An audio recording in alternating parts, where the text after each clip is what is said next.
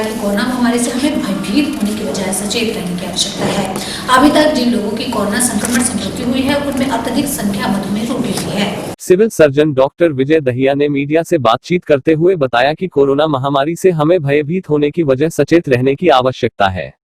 Doctor Dahiya ने बताया कि अभी तक जिन लोगों की कोरोना संक्रमण के कारण मृत्यु हुई है उनमें अत्यधिक संख्या मधुमेह रोगियों की रही है। मधुमेह रोग को सामान्य बीमारी समझना लोगों की बहुत बड़ी भूल साबित हो सकती है। उन्होंने कहा कि यह बीमारी ड्रॉपलेट्स के माध्यम से फैलती है। इस बीमारी की रोकथाम के लिए अभी तक कोई वैक्सीन नहीं बनी, परंतु हमारे स्वयं की सावधानी से इसको फैलने से रोका जा सकते हैं, जैसे मास्क का प्रयोग करके तथा कम से कम 1 मीटर की दूरी रखकर बीमारी लगने से बचाव किया जा सकता है। उन्होंने बताया कि चिकित्सा जगत के आंकड़ों के अनुसार 80% लोगों को यह बीमारी होने की संभावना बहुत कम है, परंतु 20% लोग ऐसे हैं जिनकी प्रतिरोधक क्षमता कम होने की वजह से उन्हें अस्पताल में भर्ती करवाने की आवश्यकता भी पड़ सकती है। डॉक्टर दहिया ने बताया कि इन 20% लोगों में वही लोग शामिल हैं जिन्हें पहले से हाइपरटेंशन, ब्लड प्रेशर, डायबिटीज या फिर कैंसर से पीड़ित है। यमुनानगर में कोरोना संक्रमित मरीजों में अत्यधिक लोगों में डायबिटीज पाई गई है। उन्होंने जिला वासियों से अपील करते हुए कहा कि जो लोग मधुमेह रोग से पीड़ित है उन्हें नियमित तौर पर इसकी दवा लेनी चाहिए तथा अनियंत्रित होने पर तुरंत ही चिकित्सक से परामर्श लेकर इलाज करवाने की अति आवश्यकता है। कोविड-19 की अगर हम स्थिति देखते हैं भारत की, हरियाणा की और विशेष रूप से अपने ज़िला की अगर हम बात करते हैं तो जिला प्रशासन के द्वारा, सरकार के द्वारा विभिन्न स्तर पर काफ़ी प्रयास किए जा रहे हैं, लेकिन जिस प्रकार ये प्राकृतिक आपदा है और एक ऐसी बीमारी है जिसका अभी तक कोई इलाज नहीं हो पाया, कोई वैक्सीन इसकी अभी तक नहीं बनी है, तो उसके चलते काफ़ी मृत्यु भी हो रही है लोगों की और उससे एक भयावह स्थिति भी है समाज के अंदर। कोविड के प्रति जागरूकता के साथ साथ एक भय की स्थिति भी है। तो उस स्थिति में आप क्या कहना चाहेंगे? और जो मृत्यु दर है कोविड की वजह से जो मृत्यु हो रही है, तो वो किस प्रकार के लोगों की ज़्यादातर देखने को मिल रही है, क्या उसके बारे में बताइए। देखिए, सबसे पहले तो मैं आपके माध्यम से ये चीज़ स्पष्ट करना चाहता हूँ कि इस बीमारी से भय करने की ज़रूरत नहीं है, लेकिन बीमारी के प्रति सचेत रहने की ज़रूरत है। और भय करने में और सचेत रहने में बहुत फ़र्क है। अब पूरा विश्व इस बात को जान चुका है कि ये ड्रॉपलेट से फैलने वाली बीमारी है, एक व्यक्ति से दूसरे व्यक्ति तक जाती है, लेकिन ये हवा के माध्यम से नहीं फैलती है, ड्रॉपलेट के माध्यम से फैलती है और इसको रोका जा सकता है। इसीलिए आपने देखा कि चाहे ये पेंडेमिक पूरे विश्व में फैल गया, उसके बावजूद भी बहुत से लोग इसको कंटेन कर पाए हैं, क्योंकि वो तरीका जान चुके हैं कि अगर हम 6 गज की या 1 मीटर की दूरी बनाकर रखेंगे और मास्क का लगातार प्रयोग करते रहेंगे तो बहुत संभव है कि हम इस बीमारी से बच सकते हैं। अभी तक के जो स्टैटिस्टिक्स हमारे सामने आ रहे हैं उसमें 80% लोगों को इस बीमारी से कोई ज़्यादा दिक्कत होनी नहीं है। उनको बहुत मामूली मेडिसिन से या बिना मेडिसिन के भी वो लोग ठीक हो जाएंगे, लेकिन 20% लोग ऐसे हैं जिनको हॉस्पिटलाइजेशन की आवश्यकता पड़ेगी। उन 20% लोगों में से 2 या 3% जो है लोगों की मृत्यु भी इस बीमारी की वजह से हो सकती है। तो इस समय जो मेन फोकस है वो इसी चीज़ पर है कि कैसे हम इस डेथ को घटाएं, कैसे हम इसको मिनिमल स्तर पर लेकर जाएं। उसके लिए ज़रूरी है कि जो व्यक्ति जिनको कोमॉर्बिडिटी है, जैसे डायबिटीज़ है, हाइपरटेंशन है,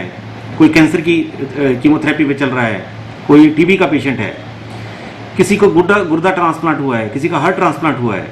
ऐसे मरीजों के लिए ये अच्छा बाहर निकलने का अच्छा समय नहीं है। वो जितना दूरी बना के रख सके उनके लिए बेहतर है। अभी तक हमने जितने भी केसेस देखे हैं उसमें सबसे महत्वपूर्ण जो कारण उभर कर आ रहा है वो डायबिटीज़ एक महत्वपूर्ण कारण बनकर आ रहा है, जिनकी डायबिटीज़ की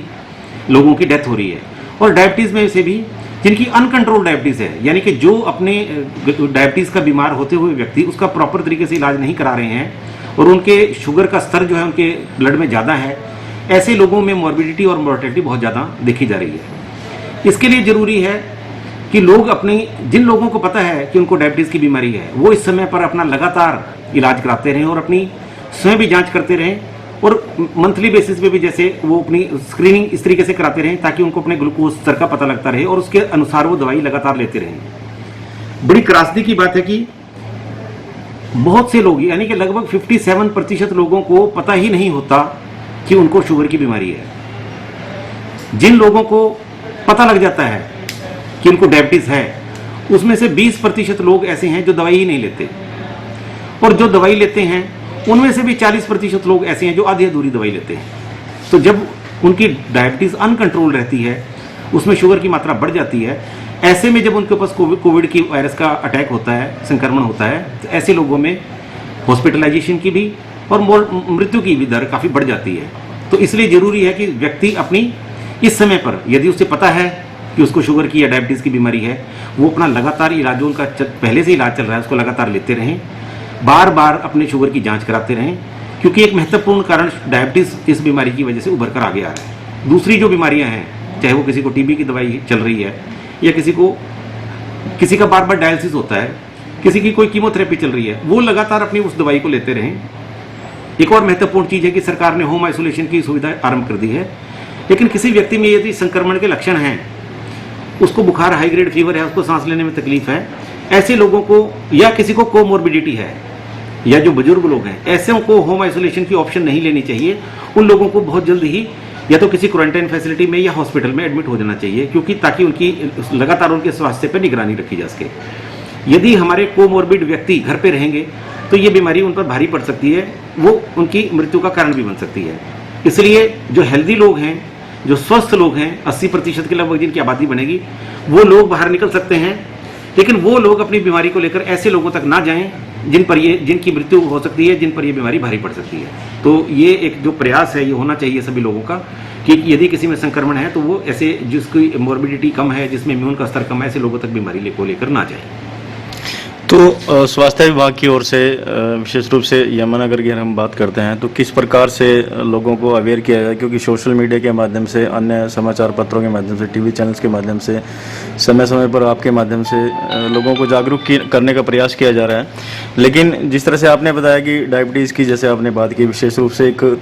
मुख्य बिंदु बताया कि जो डायबिटीज़ जो रोगी हैं उनमें चांसेस ज़्यादा आपने बताया, तो इसको लेके भी क्या अलग से कुछ ऐसा प्रचार किया जा रहा है? देखिए, हमने यमुनानगर में नॉन कम्युनिकेबल डिजीज डिपार्टमेंट के तहत, एनसीडी जो हमारा विंग है, उसके तहत सर्वे कराया था। तो 27,000 के लगभग ऐसे लोग हैं हमारे यमुनानगर जिले में जो डायबिटीज़ बीमारी से पीड़ित हैं। इन सभी लोगों की स्क्रीनिंग का कार्यक्रम चल रहा है। हमारी आशा वर्कर घर घर जाकर इन लोगों को स्क्रीन कर रही है। और भी जो व्यक्ति ऐसे हैं जो इस